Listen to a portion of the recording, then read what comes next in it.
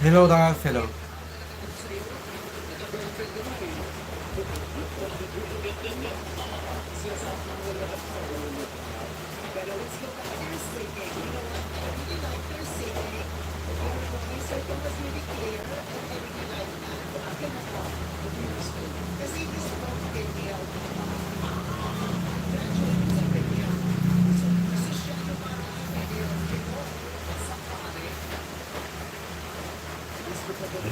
Ralph, kuya, ano sabi? Nag-create ako ng channel ko, doon ko i-upload yung mga drawing ko po. Dito sa YouTube?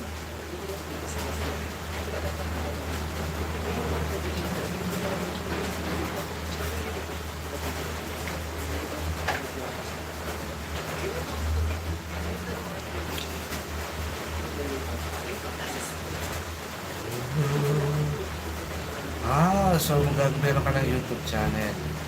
Maganda. Kushal at Chargy. Hi sir, I'm back. Hello Kushal.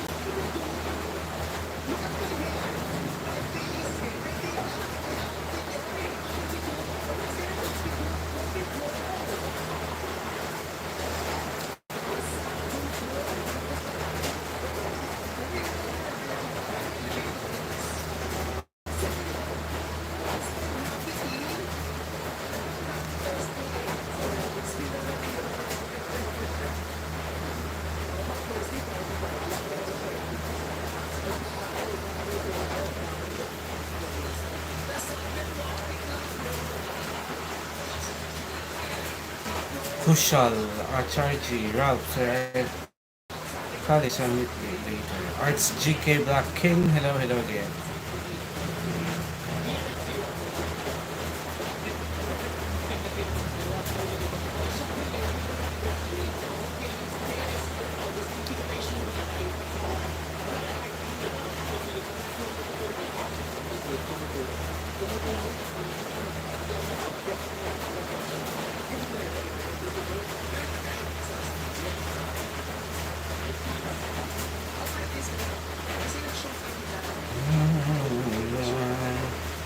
Ralphie Dross, Kuya BMDM. Wow! Paano nangyari yan? Ito po yung challenge ko. Ang ganda ng name ha.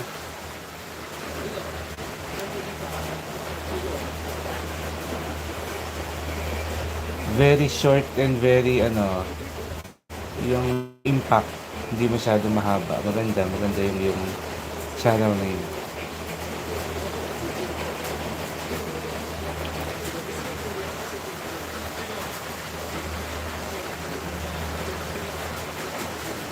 Who shall I charge you, sir? I'll meet you later. Sorry, I'm in college. It's fine, it's fine. Go ahead, Kushal.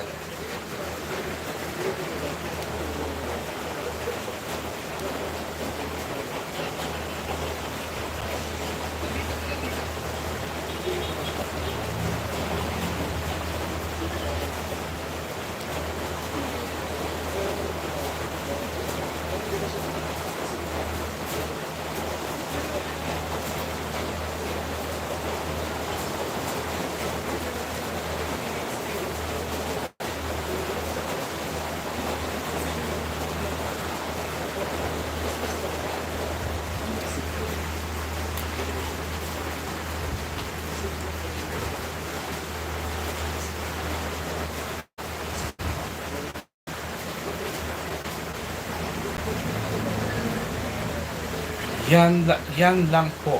Hello. Hement G, pencil name.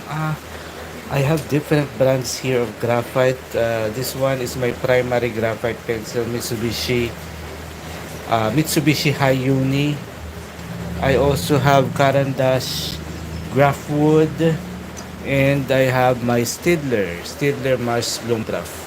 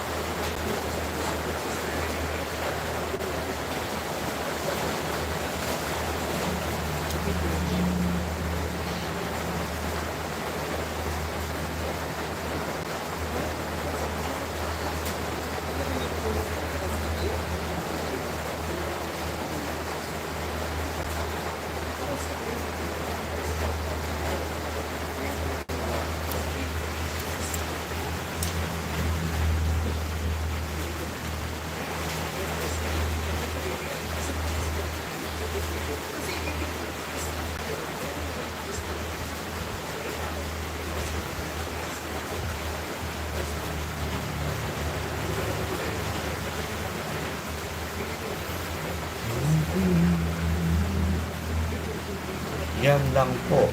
Gusto kong i-apply to sa tattooing. Yeah, definitely. Ooh, so nice.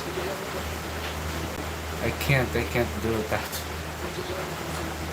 But I was thinking na para makita nila yung mga duet ko, gagawa po ako ng mga shorts.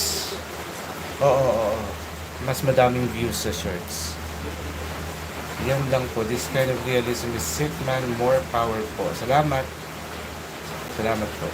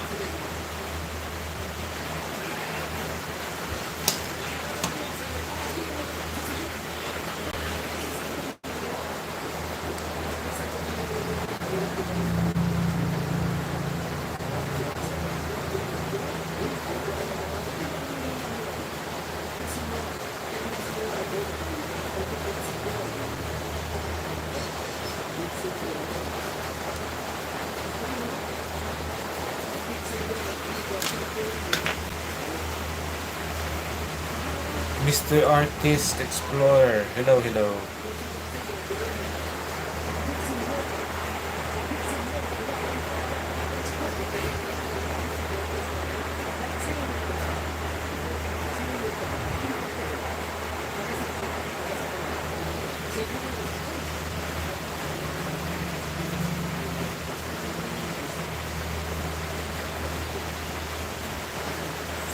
Ralph, kuya, kararating lang ng electric eraser ko po. Wow.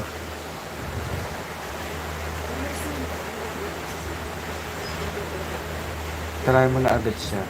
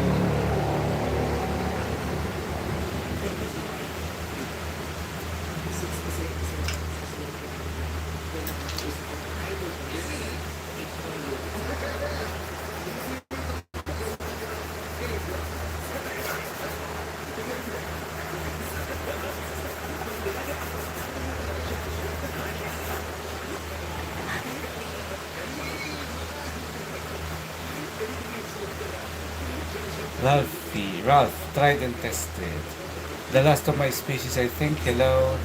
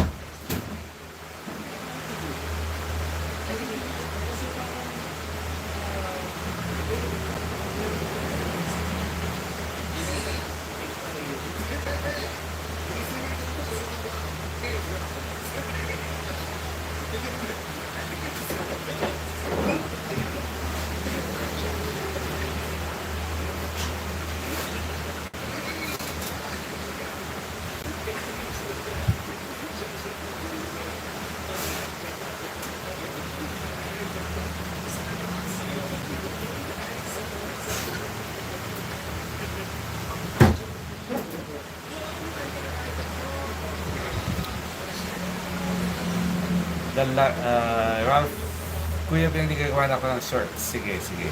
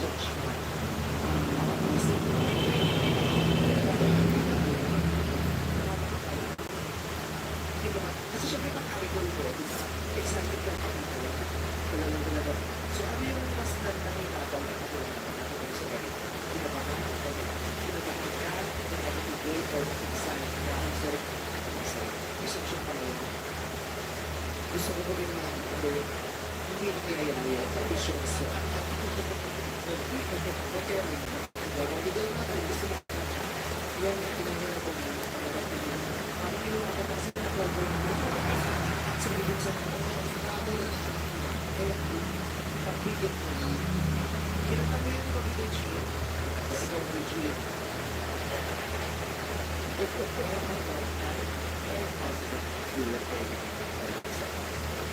and gentlemen, first time here in Showtime, with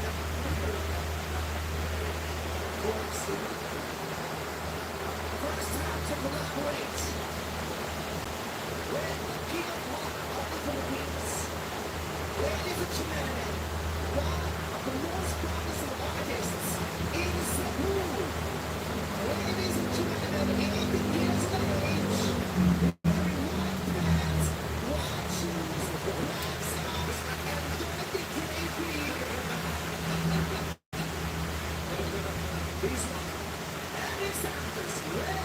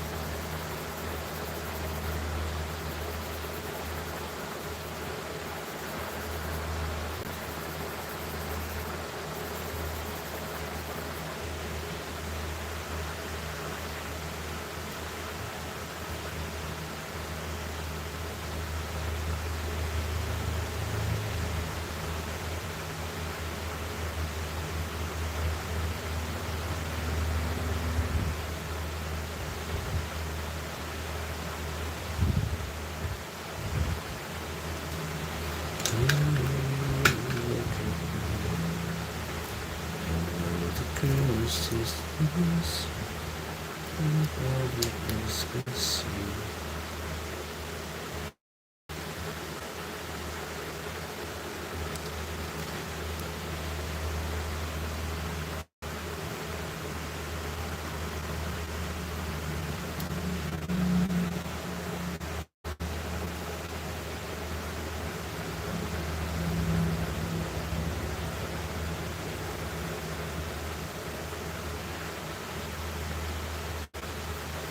She doesn't judge the moon, she just takes me slowly.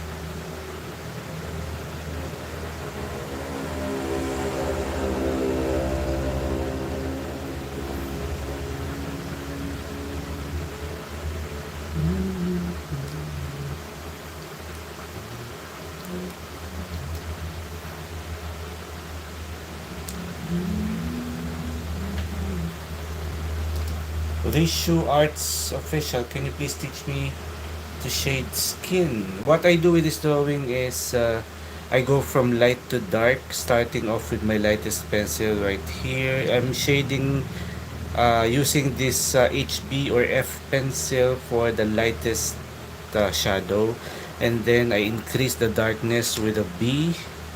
So I go layer after layer very patiently while drawing the details also and the shade of the skin.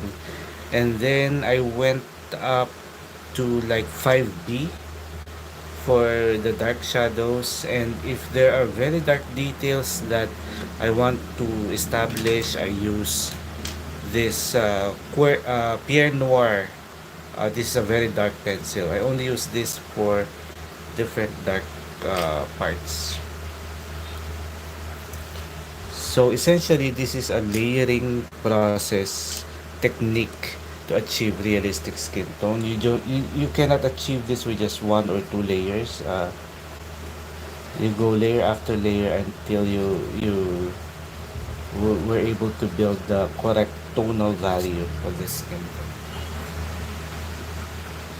Tissue Arts Official, can I use tissue paper for blending? Yes, yes. Actually, I did use it on my base tone. But now that I'm on layering and darkening the skin tone, I'm just using some soft brushes.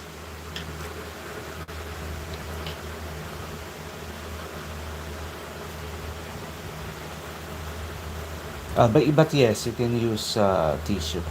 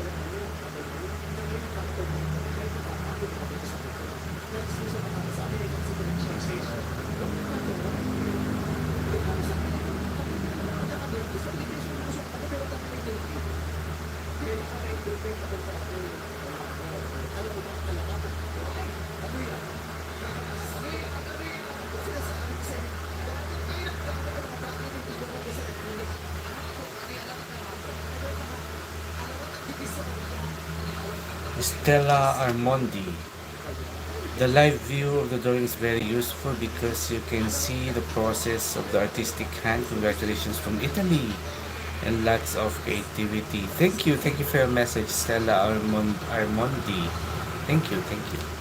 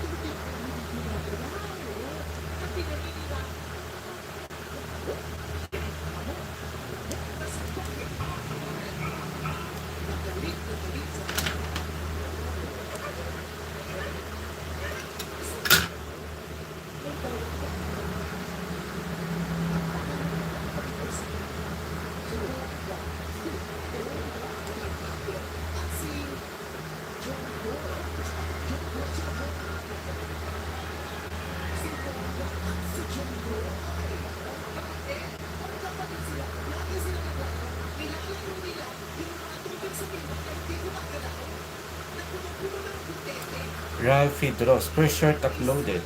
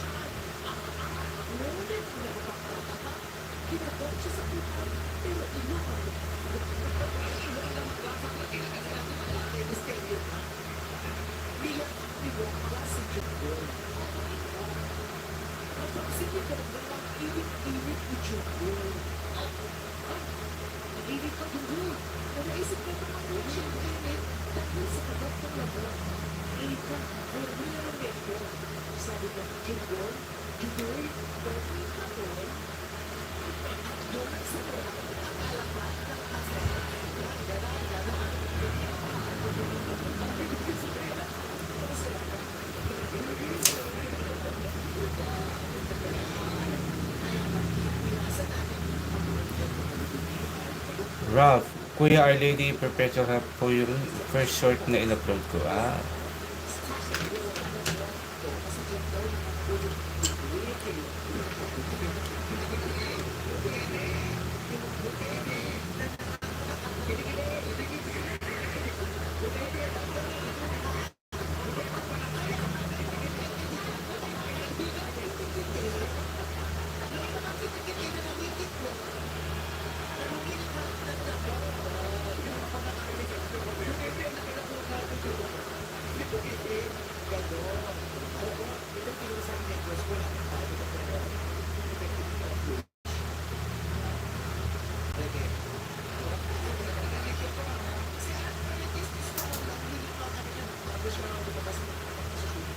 Stella Armondi, every stroke of the drawing says a lot.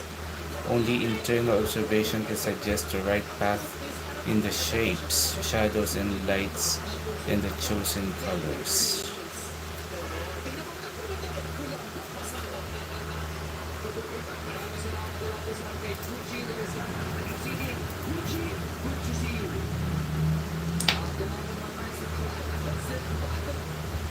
I agree, Stella Almondi. I agree with. I'm taking my time with the shading process. I'm trying to observe every detail, not just the details, but the shadows also, because I want to observe different tonal values.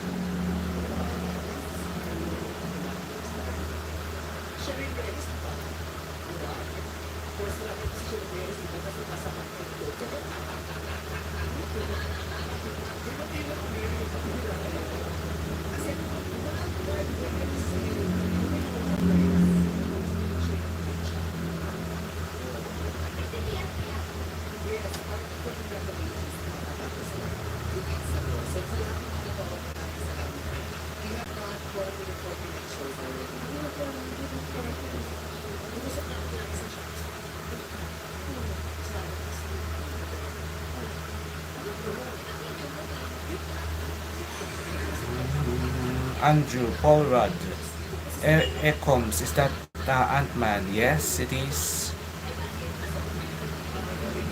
The actor Paul Rudd.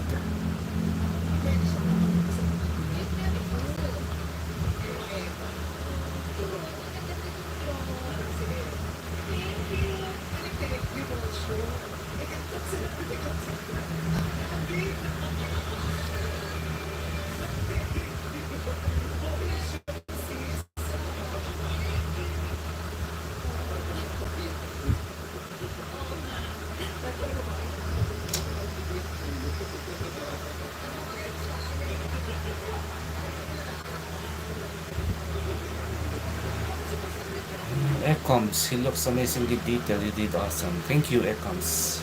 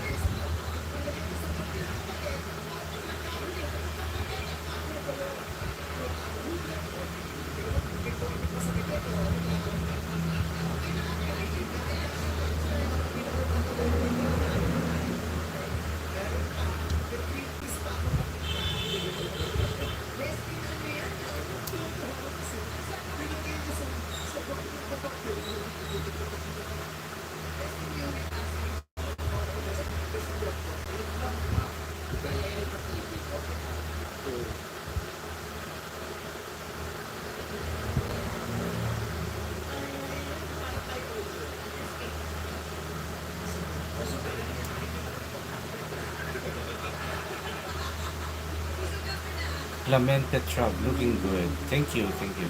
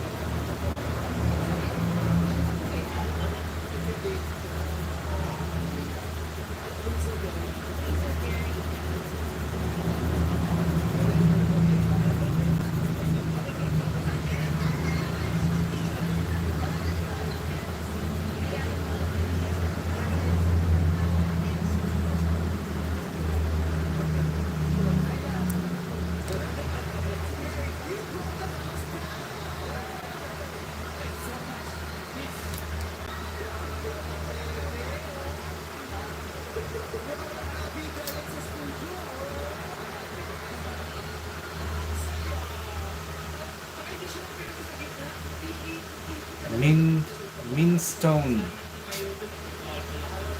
Minstone and Minstone. It's the ice. Thank you, Minstone.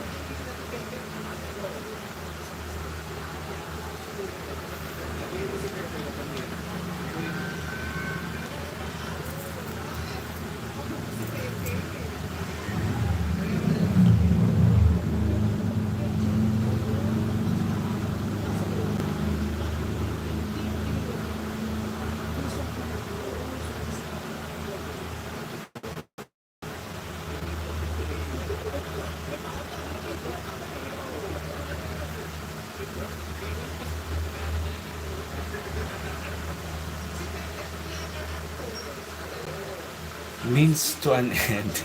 Means to an end.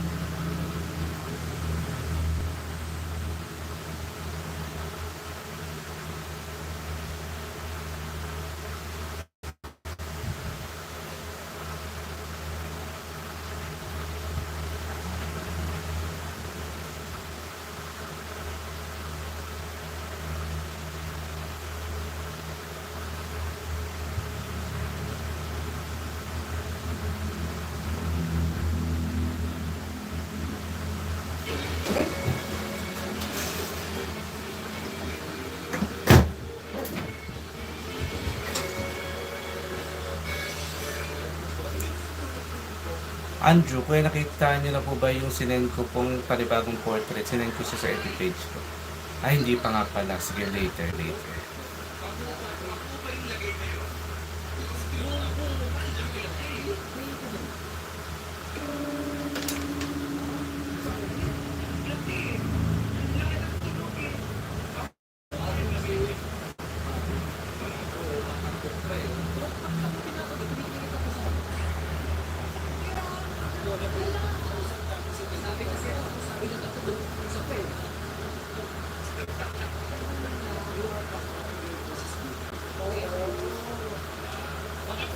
It's what makes you beautiful.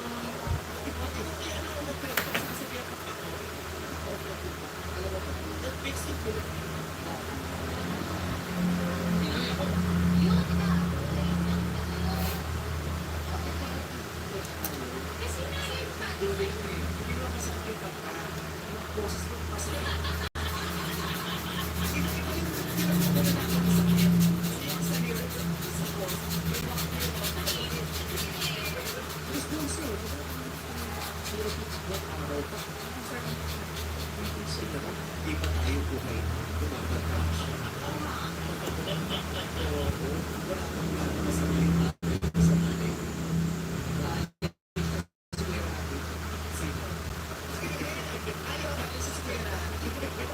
na.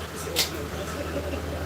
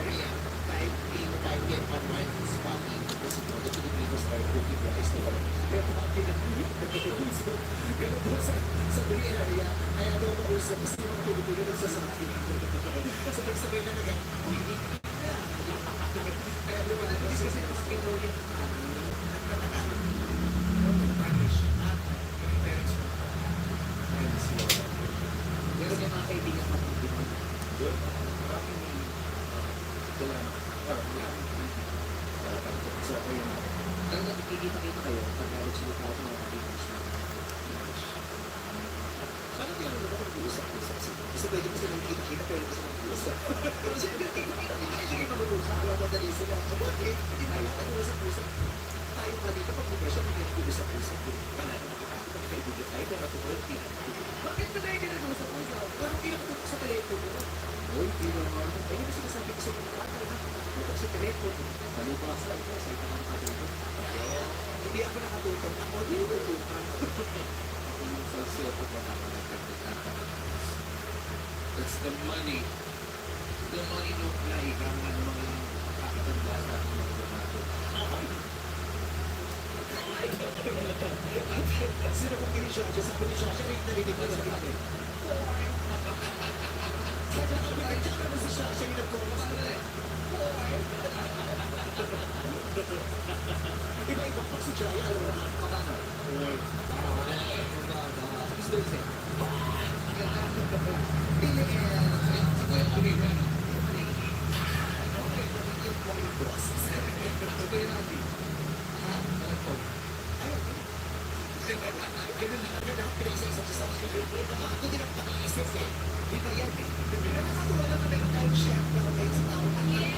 Ralph, Kuya BMD, sana makita niyo yung shirt ko. Sige, sige.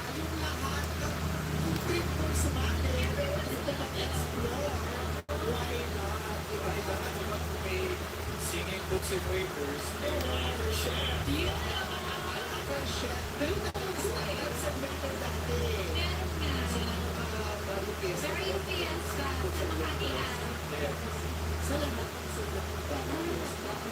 Yun lang yun ang pagkakal ko ng bata ako.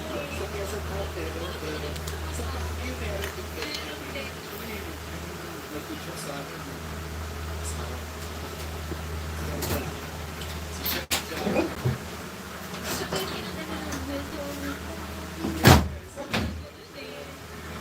Tinuturo niya mo kayo kapag sinasabi ng I can live with or without it. Parang tuwang-tuwa ka. Kaya ibig sabihin,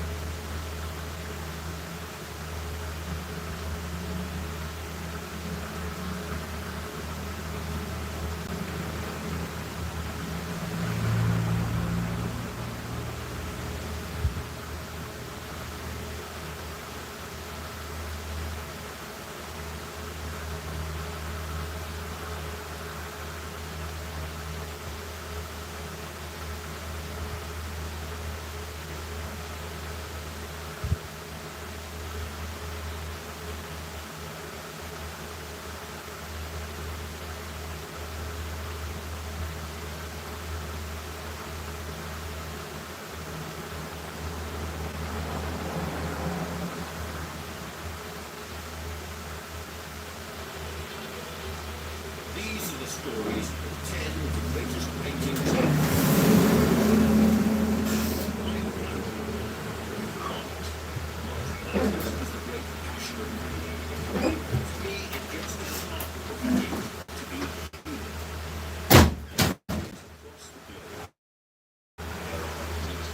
Works made with almost supernatural skill, fierce passion, and extraordinary bravery.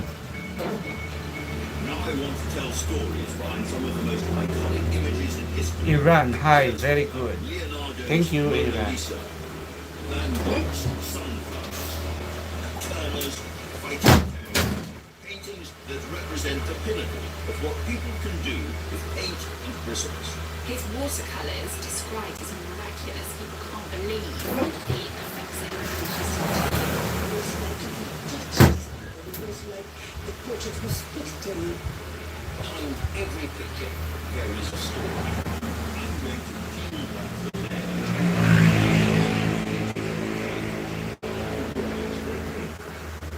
There is something about this middle-class Florentine housewife that intrigued him.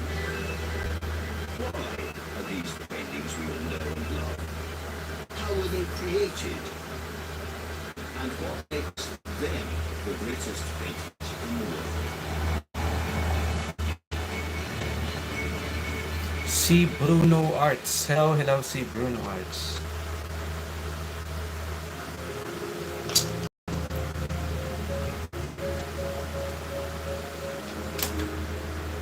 I'm in London's National Gallery, just after the doors are closed. This is lucky for me, Because if they were open, I could not be standing here. Because of the 5 million people who come through these rooms every year, so many are attracted to just one image, like bears to honey or bees to nectar. What is the image, you ask yourself? But already you know the answer.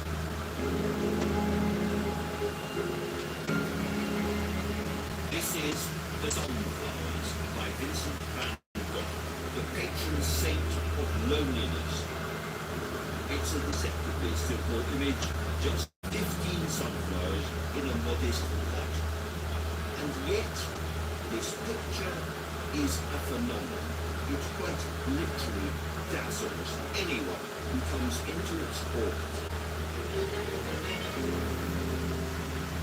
This is one of the brightest pictures you will ever see. You walk into this room, which is full of fantastic paintings by very famous painters, and this punches you hard in the eye, so hard you can almost fall over. But here is the paradox. Behind the brightness, it is also a surprisingly dark picture. For an artist who produced almost 2,000 drawings and paintings, it's often said that this picture is the one that Van Gogh was most proud of. It's a deeply personal painting that captures a definitive moment in his life.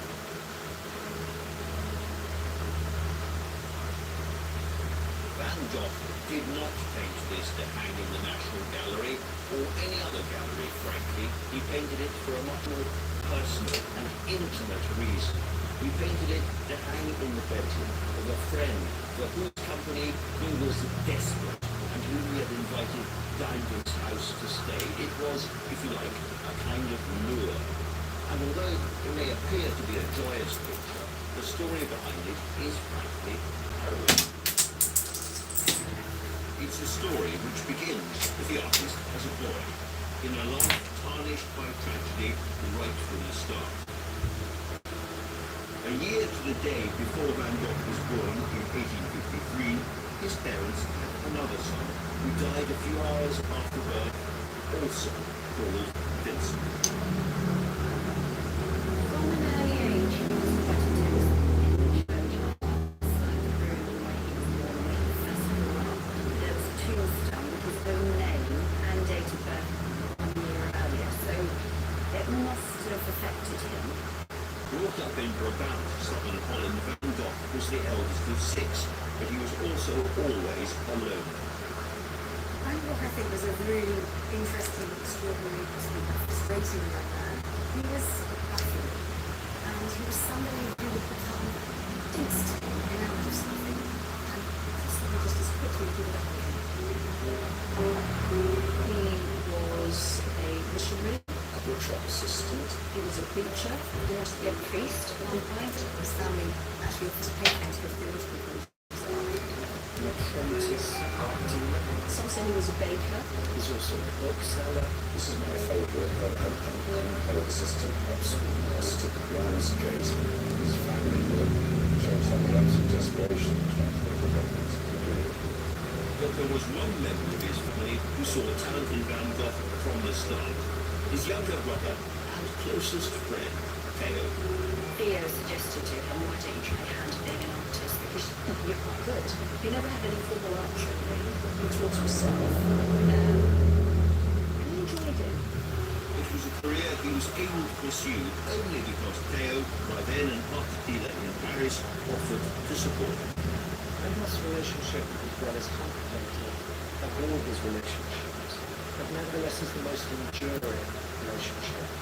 Theo is his anchor, and without Theo's support, financial, moral, emotional, Van Gogh will never develop as an artist.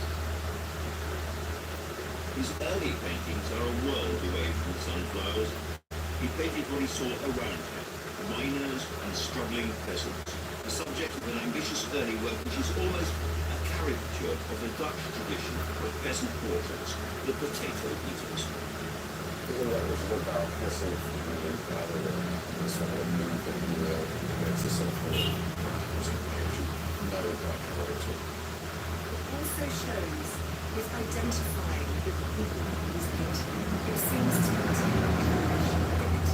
You see these people who are pinched by poverty. There's really not enough to eat, and Van Gogh gets this across in his work. Iran, I'm working with colored pencils. Really great painting. Thank you. Haggard features and desperate expressions. He was quietly pleased with the finished canvas. Perhaps this would be the piece to launch him as an artist. But it didn't sell. Not only was it bleak, his critics complained that the figures were badly realized. To go to France, or rather to its beating cultural heart, Paris. Good call. Paris would help him unlock a new creative style, a fresh vision. What Vincent would find in Paris would change his entire approach to painting. Vincent van Gogh's Sunflowers is one of the most famous paintings in the world. Created in 1888, it still dazzles us more than 130 years later. This is such a familiar image. It's quite hard to remember just how strange and radical this painting is. First thing to say, every painter is told you need lots of contrast, of different colours rubbing up against each other. What has Van Gogh done? It's basically all yellow. Primrose yellow, orangey yellow, creamy yellow, greeny yellow, yellow, yellow, yellow, and yellow. He has more or less used up all his yellow on this one image.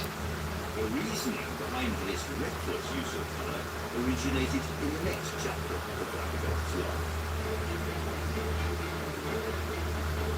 Paris.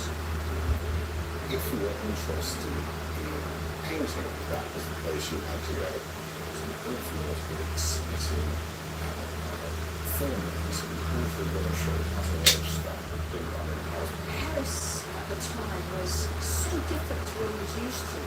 There was colour, there were bars, there were brothels. He fell in love with museums, with the art, with the fact that all the artists were there as one big family, and he wanted to be part of that family.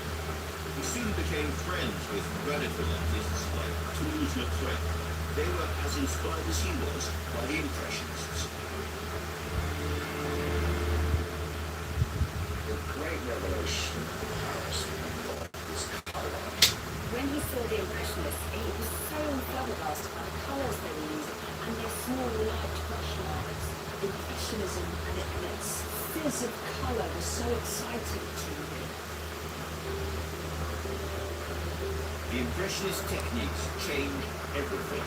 This was how Van Gogh was meant to paint. All he needed now was a subject that spoke to and of him. Common, prickly, standing alone. And it was when he stumbled upon an allotment during one of his frequent walks that he finally found it. The image that would come to the fight. Here, Van Gogh made a painting of one lonely sunflower.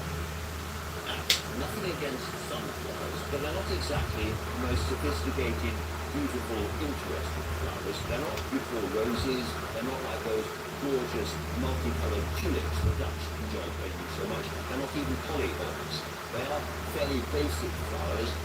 They're tough, but really quite earthy blooms, and something about their character clearly spoke to Van Gogh.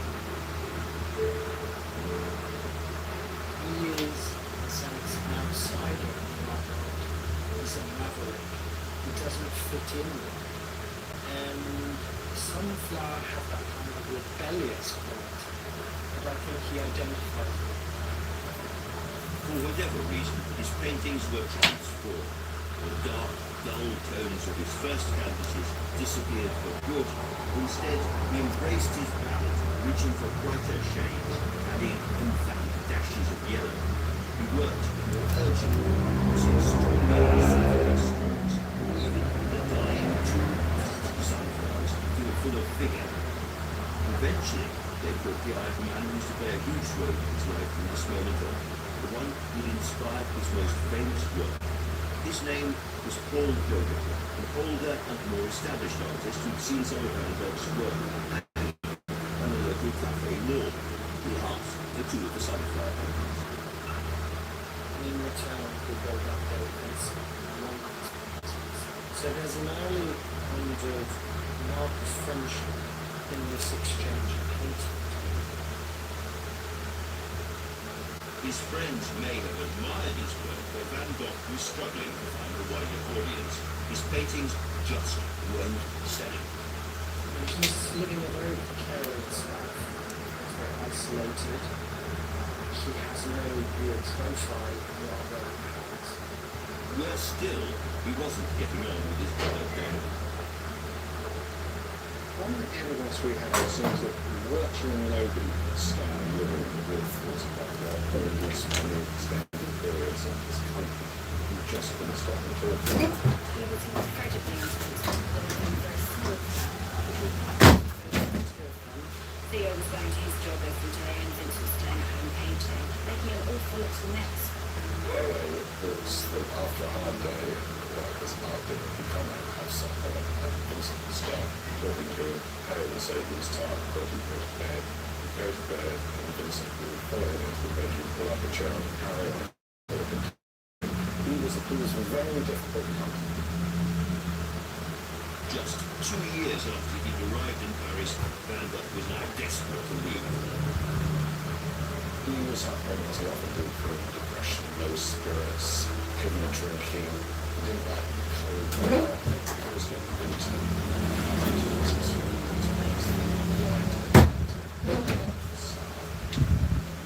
All these motivations that took him possibly quite as well when the climb on the express train to Provence. Vincent van Gogh arrived in Paris Luku, nice sketch. Thank you, towards Luku. the end of February 1888. The local expert, Philippe Bonninet, was an immediate connection to the artist and his quiet ancient town. Van Gogh came to the south of France, looking for the colour, for the light. Actually, he took the train to Marseille and just stopped in Marseille for a short period of time, really fell in love with football and studied the next step. Suddenly felt this desire to paint, and not just 1 or 2 pages, but to painting. He wanted to complete the century. The next 15 months were astonishingly productive. Van Gogh's style began to transform, once again developing the bold expressiveness that plays such an important part in the sunflowers. He filled his canvases with blossoming trees and local workers. Fishing boats he saw on a day trip to the coast. Many of the scenes he painted look just the same today. So I'm also living in front of the Café Lamier, one of the central in Paris, painted by Van Gogh. He loved to come in the evening. He had his room at beginning to step on it in order to have a little light in order to depend on the scene that he was doing. He was one of the first painter to paint outside in the evening. But this wasn't the only reason he stood out in art. The local used to call him the food the ginger guy, and they didn't really like him because he was an artist. He was drinking a lot of absinthe at the time. He was sleeping with prostitutes. Plus people that had seen him painting were a bit worried about him because he was painting a frantic image and very, very quick and talking to himself.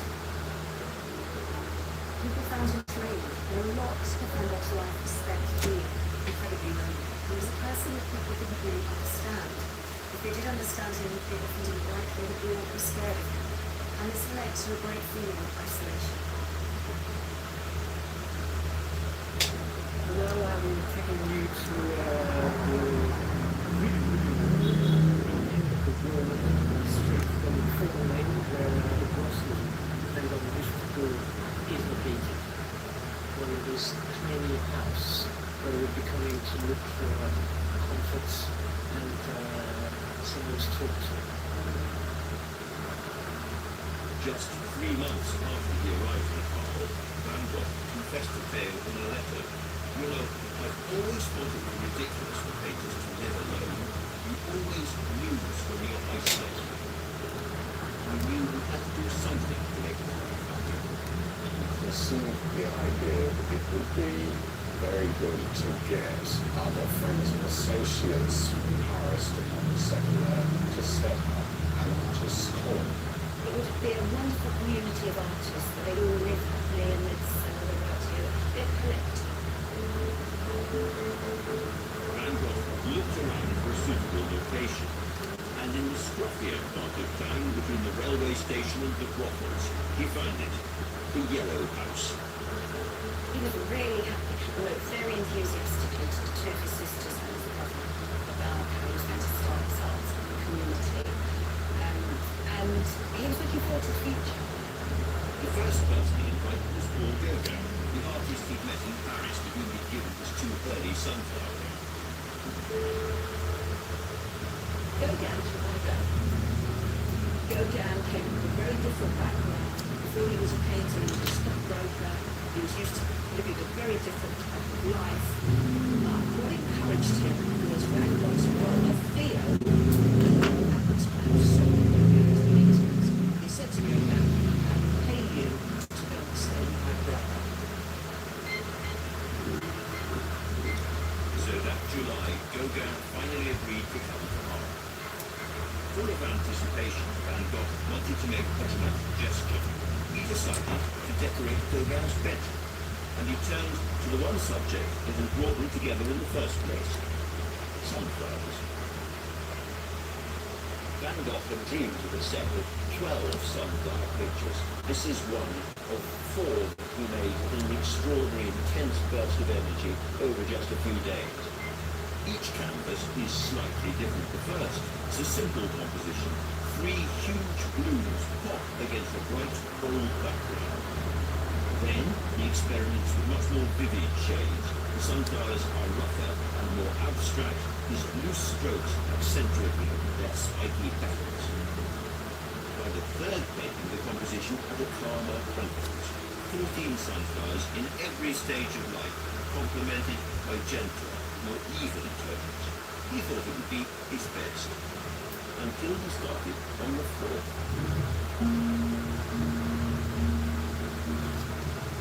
He's depicting 15 sunflowers with a very rapid yellow colour scheme.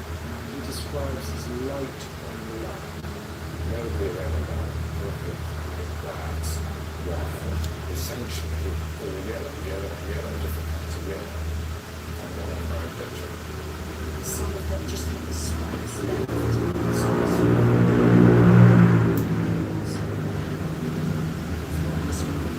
Decided to show flowers in a sort of prominent state of bloom and of youthful.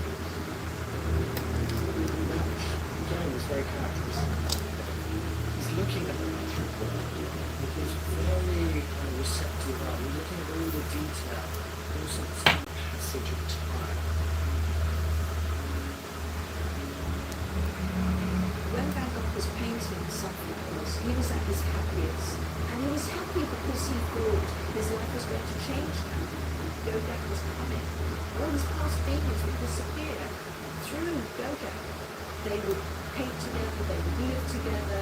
This was Van Gogh who was used to solitude. He thought it was going to be a whole new beginning for him. And of course, it wasn't to be. Van Gogh poured all of himself into these paintings. Like all his great paintings, I believe that these are fundamentally lively, passionate, colourful pictures about human loneliness. In the midst of movement and colour and life and beauty, we are, in the end, by ourselves. These are the final testament of a lonely man, which is perhaps why we respond to them so strongly. Only 4 months after he finished them, he had full mental breakdown, and 2 years later, he was dead.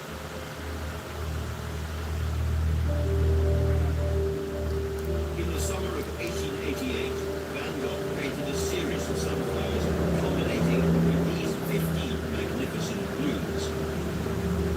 Even now, more than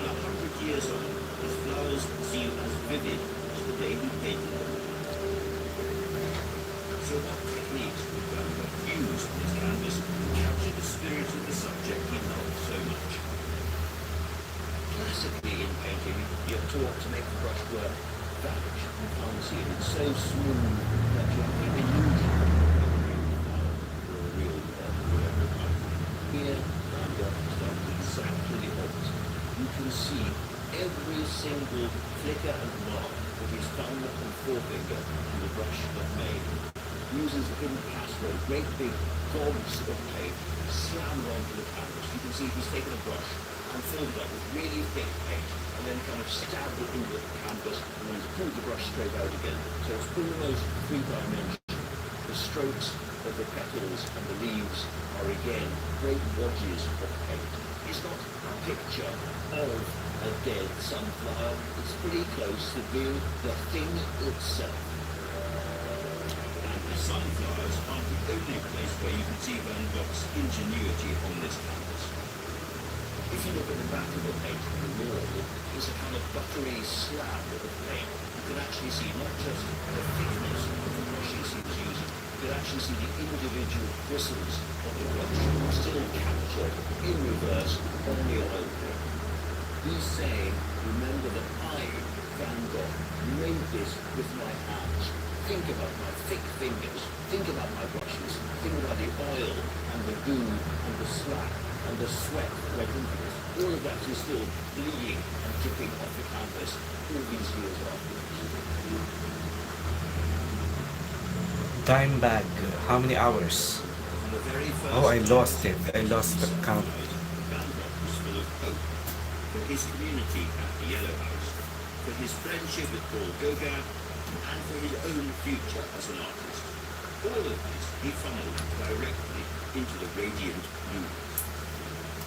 It took Van Gogh just a week to complete the 4 sunflower paintings, and when he had, he put the last two, the two that he liked best, onto the walls of Gogh's bedroom. And they must have blazed from the walls of the bedroom of this tiny French townhouse. A shout, a scream almost, for companionship. Dime bag. Beautiful. Thank you. Sharon Art. Amazing. Thank you, Sharon. He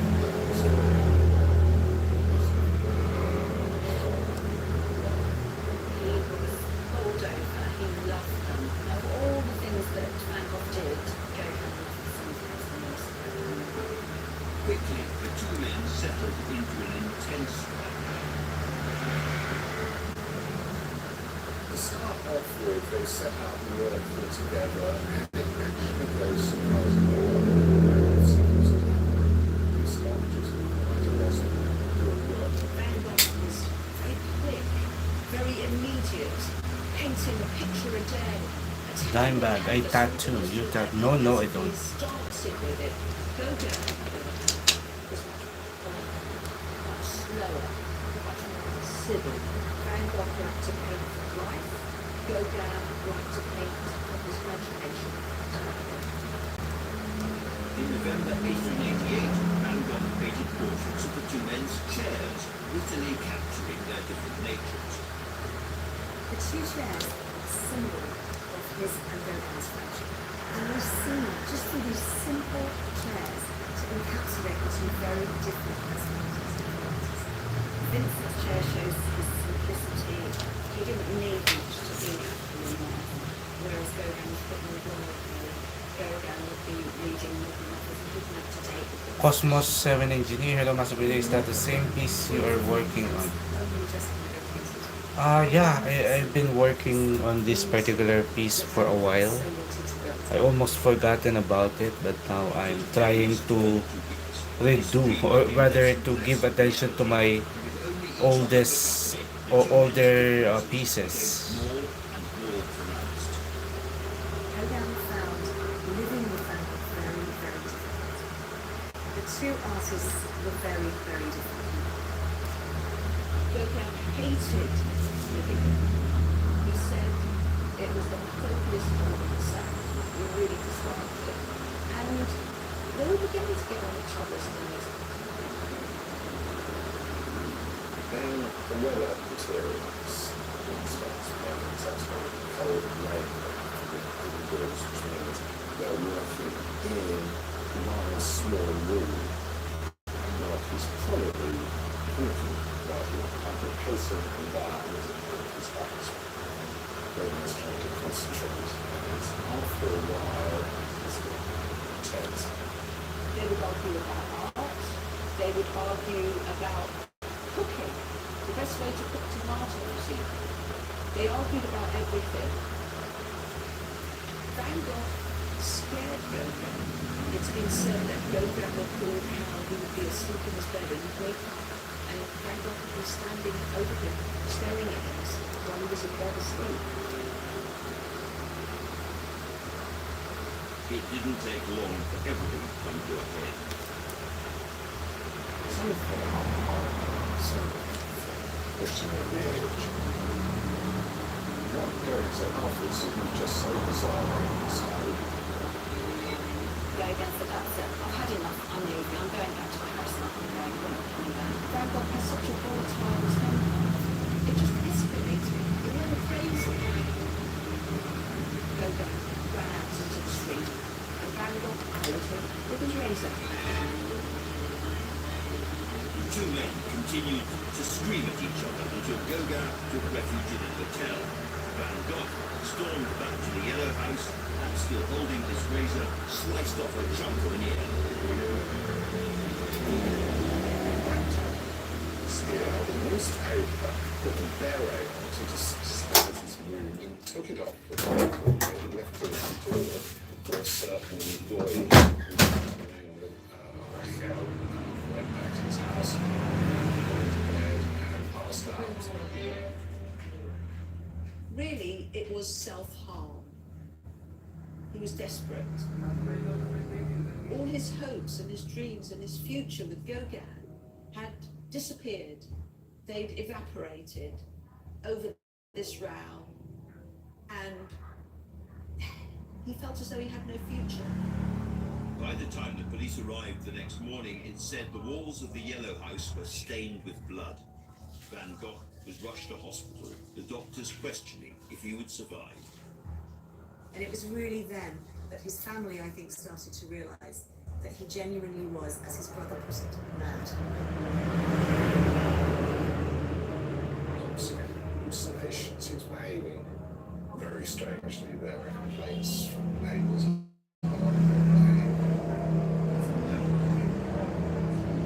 Actually seems to have lost confidence in himself, and finally he tells his brother that he doesn't think at this stage he's really back to him on his own. 5 months after he severed his ear, Van Gogh was committed to this asylum in Saint-Rémy-de-Provence. It's an old monastery which still serves as a psychiatric hospital today. Van Gogh came by himself and signed the registry by himself, just came to be at the hospital, looking for refuge, really. He knew he needed some help and he needed some peace for a while. Nowadays, he would be classed as being bipolar, but they would lock him up.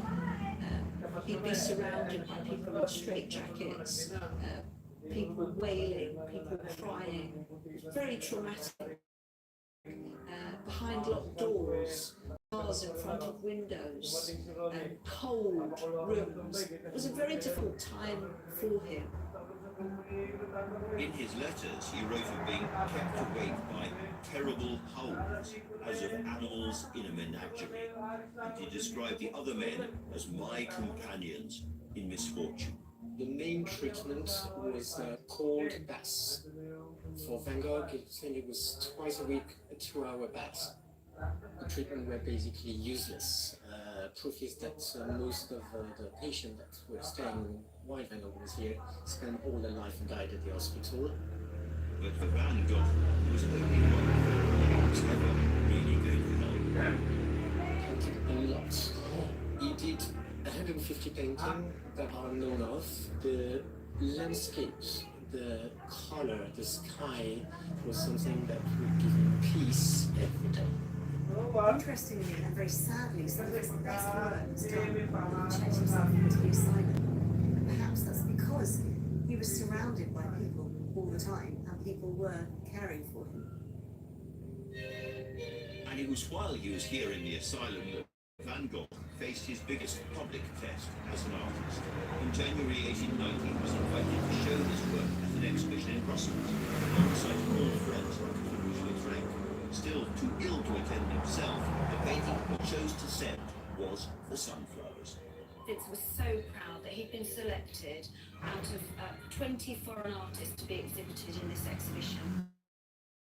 Not all the artists liked his work. They just didn't respect them. There was one artist called Henri de Gogh, and he said, "I will not be put by that abominable pot of sunflowers by Vincent." And it caused a fight. Toulouse-Lautrec stood up in honour of his friend and said, "Retract that." And there were almost daggers at dawn. This was the first time the sunflowers had been seen by the general public.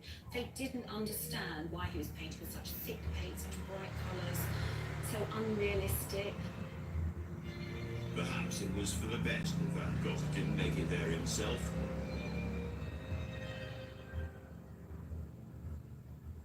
A few months later, wanting to be closer to Theo, he checked himself out of the asylum and took a room above a restaurant in Auvergne, a small town just outside Paris. But he was never to recover.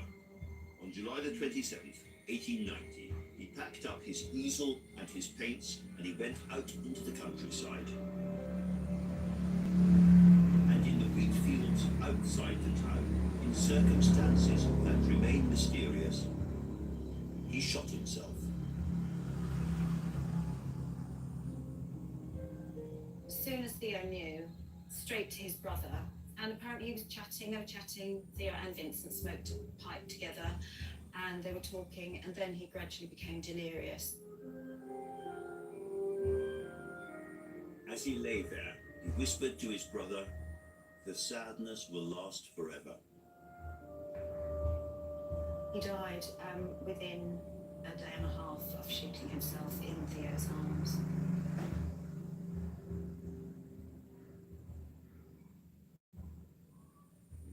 This painting of farms around Auvergne is one of the last that Van Gogh made. And full disclosure, my own favourite. In it you can just make out 4 solitary sunflowers, an echo perhaps of happier times. Had Van Gogh survived, had he been able to cope with his mental illness, who knows what extraordinary unpainted masterpieces the world would have today? He was only 37 when he died, and artists often live for a long time, so we might have had another 50 years of Van Gogh as a painter. Who knows what he'd have done next? And yet, had Van Gogh not been self-tortured, had he not been mentally ill, he wouldn't have been Van Gogh, and so we wouldn't have what we do have. I've always thought that one of the great paradoxes of tragic paradoxes of Van Gogh's life is that while he was alive, really nobody could stand him. And that changes actually almost from the moment when he shot himself. His brother Theo arranged the funeral and invited all the artists to come. And they did do. They took the paintings off of the walls and placed them around his coffin. And they also covered his coffin with flowers, mainly sunflowers. He was much admired. I mean, he truly suffered for his art. He agonized for the art world. Ever afterwards, he's been a figure that people identify with emotionally, perhaps more than any other artist who's ever lived. But while Vincent had no success during his life, his family were not prepared for that to go on after his death. And there were people alive who understood quite how extraordinary and beautiful these pictures were. A small platoon determined the whole world would know the name Vincent van Gogh.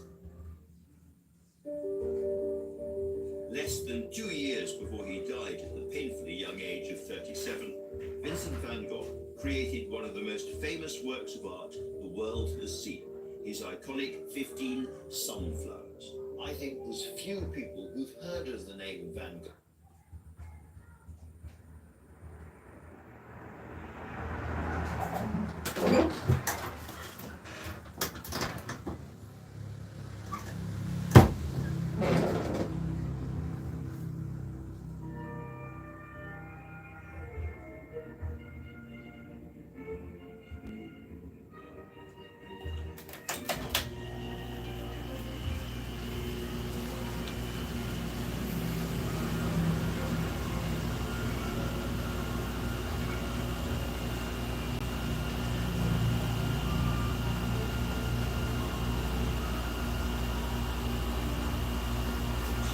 Cosmos 7 engineer. Wow, the documentary is about Van Gogh's suicidal death. Oh, you hear it. Saksi Pandey, our channel. Hello, Ralph. Kuya, sign out muna ako dito sa channel ko po back to my previous account.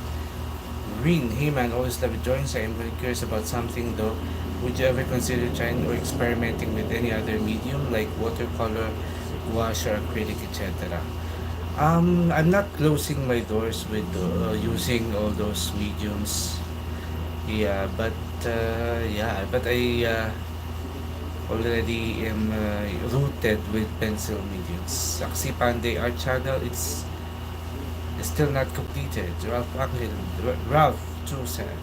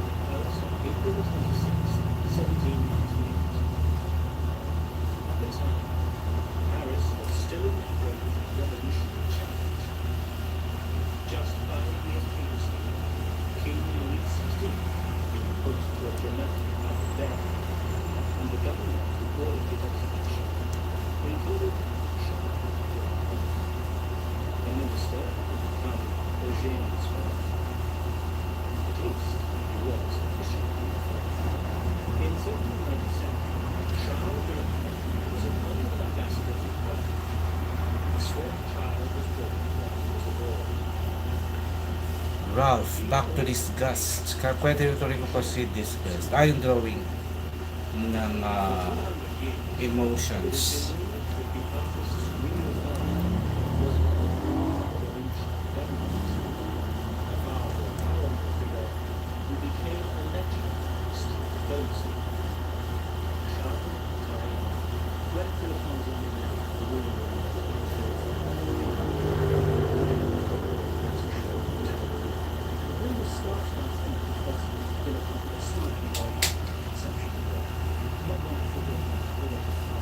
Very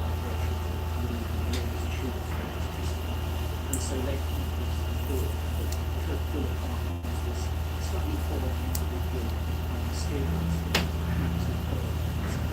active also as well. Of course, that's probably the take on particularly friendly at the time is exactly that. But I think it's more important to express how fun that outside of it was very much a product of and grew up in maintained linked with from the brand of tradition to the prison is what people who knew self-tradition. Charles died in 1805 while serving in the city of Gogh, and shortly afterwards the family returned to Paris, where the German enrolled on the same day. He received a classical education, developing a passion for literature and revealing a talent for sketching. It was this that led him to study with the academic painter Gogh in 1814. The following year, he enrolled at the Paris School of Fine Art, and his career was launched. At the time, French painting was influenced by the neo-classicists, who formal study of Greek and Roman sculpture was considered essential craft for young artists. Gogh was impressed by the work of the old masters, particularly by Graphite. He studied the masterpieces of the Louvre, and he covered the works of the Venetian masters, Vermeer and Titian. These were painters famed for their strength. So was a 17th century French artist, whose influence on Delacroix came strongest forward. Peter Paul Rubens. Rubens was a great painter. First and foremost,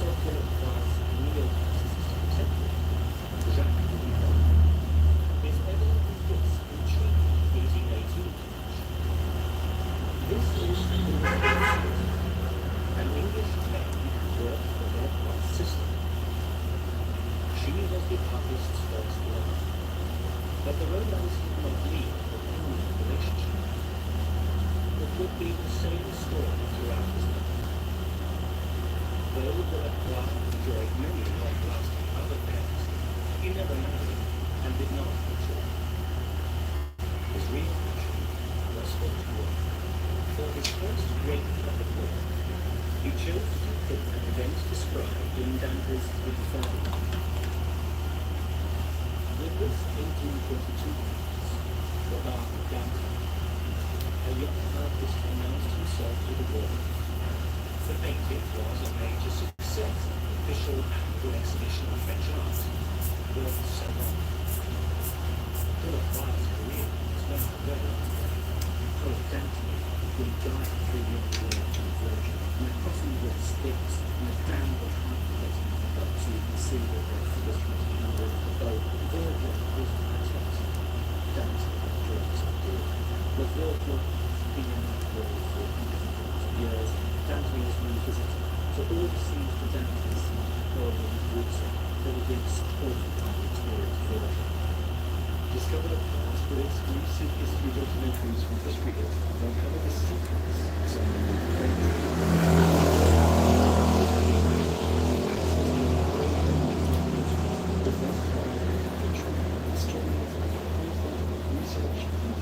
whether you are looking to find out more about charismatic leaders like Cleopatra, or to discover the story behind the Industrial Revolution, History Hit will have something for you. We also aim to bring you the stories and legends that shaped our world through our award-winning podcast network. Sign up now at their free trial. Absolute History plans get 50% off the first 3 months. Just be sure to use the code Absolute History at checkout. Philip Parsons was always been at his best when he could hold himself against cultural schemes. And of course, he likened the experience of Dante, the poet who goes compelled to find his experiences, was an artist philosophy. He was mimicking society as the label, manifesto, Ralph, Kuya, because of the persuasion of sketch, etch and sketch, and my willingness to share my God-given talents of art, kaya ako ginawa ang channel ko pa na Ralph Draws. Wow, magandang venue para ma-share mo ang iyong art. visited his studio. It was officially known as one Black Honor, simply announced Black Honor as a great hope of French painting. Reluctant to hold the publicity in the Black portrait. It was painted by his fellow artist and friend, Theodore Gogh. Another part of the painting represented Gogh, and a profound impression when it went on display at Paris in 1819. The Rock of the Medusa, a huge canvas depicting the survival of a ship, had radical implications for the artistic development. The Gogh of Medusa was a very bold statement to measure his art, and it really stood up like a sort of farm in the 1819 summer as I saw it there. It was the only work to be done on a huge scale that had nothing to do with his painting or multiple painting or witness painting. It was about a contemporary event, a very scandalous contemporary event, and it would attract the industry of mining. So it was a very daring, adventurous move on his part. Therefore, Rock of the Medusa is one of the most disturbing huge overflow sharing it with the massive ship canvas, but sharing it with the right way, invisible and it's not like, and what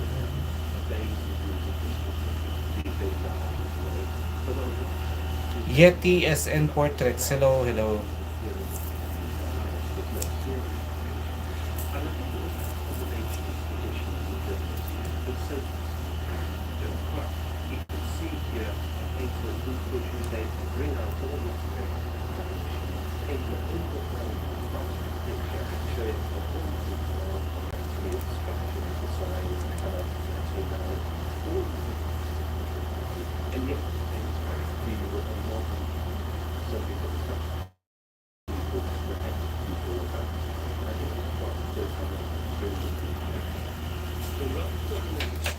Was a painting of a contemporary event, and viewers are not spared. Both of these features identify the Yeti SN portraits. Which paper do you prefer to use for charcoal? For charcoal, I like I well, all papers are charcoal is not very particular with.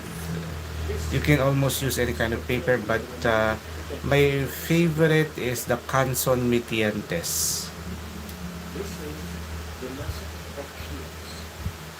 One of only three bullet drawings to take its subject matter from contemporary events. At the time, the people of Greece were engaged in a bloody war in the conflict against the Turks. In Paris, as elsewhere in Europe, the Greek cause was Would Bristol vellum work? Okay. Yeah, it will be great with charcoal. island of Chios. Cups of European society was passionate. It was this event that will turn England from violence and power. This was the painting